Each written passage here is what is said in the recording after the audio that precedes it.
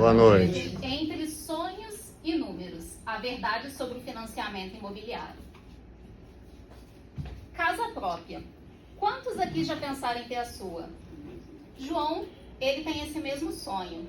Só que ele está na dúvida, será que vale a pena entrar no financiamento imobiliário? Só que vem outros dilemas em sua cabeça. Será que não vale a pena um aluguel? Querendo ou não, eu tenho flexibilidade para locomoção. Financiar, eu penso no longo prazo.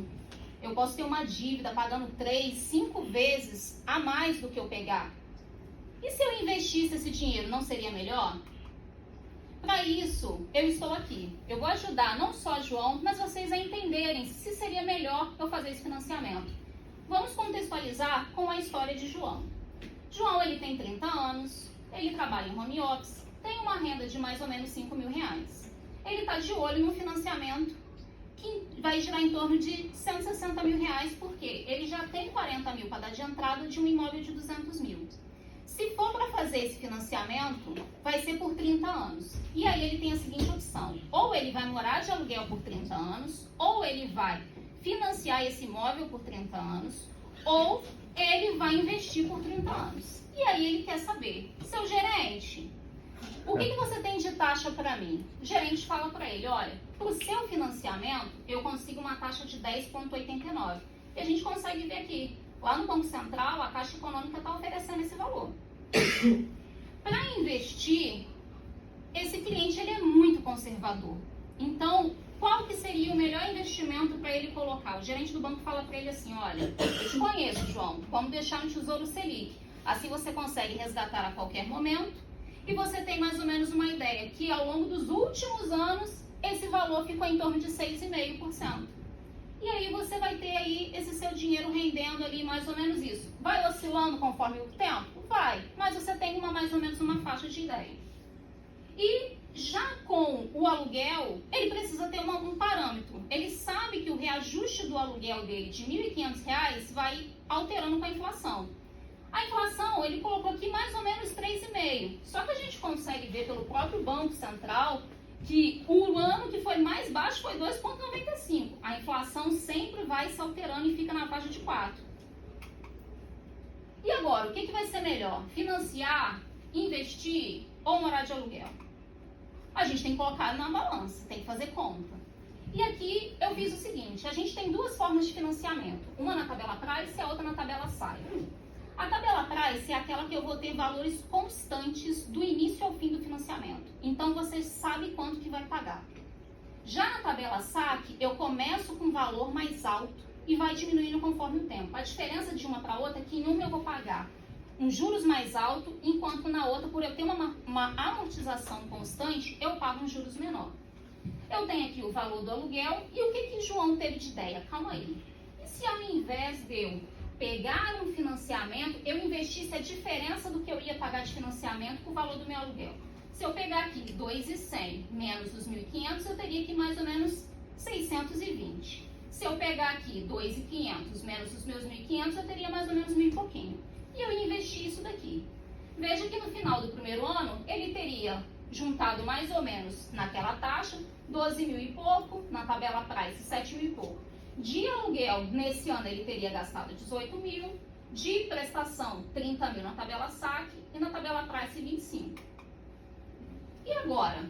A gente está falando de 30 anos de financiamento.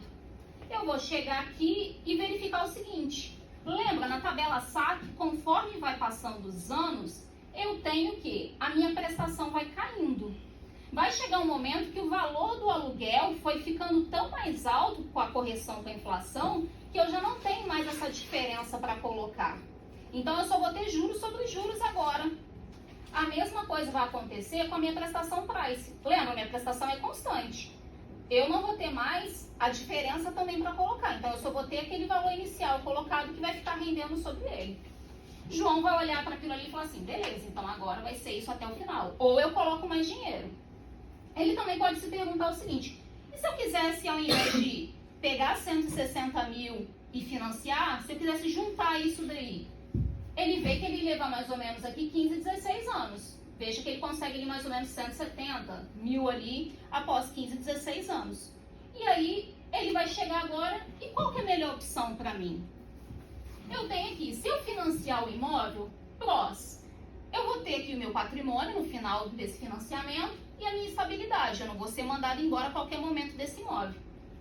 Quais são os contras? Eu tenho juros que são altos, na tabela Price principalmente. Veja que no final desse financiamento, na tabela Price, eu vou estar pagando mais ou menos 700 e poucos mil reais. 4 vezes e meio aquele valor que eu peguei. Na tabela Price, 3 vezes e meio. Só que de aluguel em 30 anos, que é uma coisa surpreendente, eu vou ter pago quase R$1 milhão.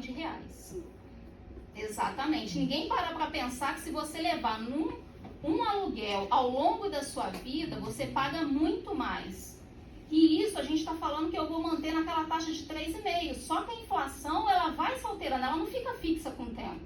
Então, o que é vantajoso no aluguel? Se eu ficar ali num curto prazo, se eu tiver, nesse primeiro momento da vida, como ele trabalha em home office, às vezes ele vai ter que ficar aí mudando de local, às vezes um morar de aluguel faz sentido nesse primeiro momento.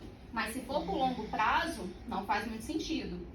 Investir e continuar no aluguel. No curto prazo, ele lembra que ele tinha um dinheiro de entrada, ele ainda pode colocar esse dinheiro de entrada para render, mais o dinheiro que ele tinha da documentação, juntar essa diferença e ainda dar um aporte maior. Porque ele também não pode levar tanto tempo assim, porque o valor da casa ele vai ser corrigido também. Então, ele não vai ser mais 200 mil reais a casa também vai crescendo com o tempo. Então, ele verifica que aqui, só no final de 30 anos, você veja que ele já juntou aqui 600 e poucos mil praticamente nas duas tabelas. Só que ele pode tirar antes para comprar o imóvel. E você? Qual caminho faria melhor sentido para a sua vida? Cada opção tem suas vantagens e desvantagens. E você tem que escolher aquela que mais combina com as suas necessidades e o seu bolso. Eu espero ter contribuído com vocês. E caso vocês tenham mais dúvidas, é só me procurar. Eu me chamo Sara e aqui está meu Instagram. Obrigada!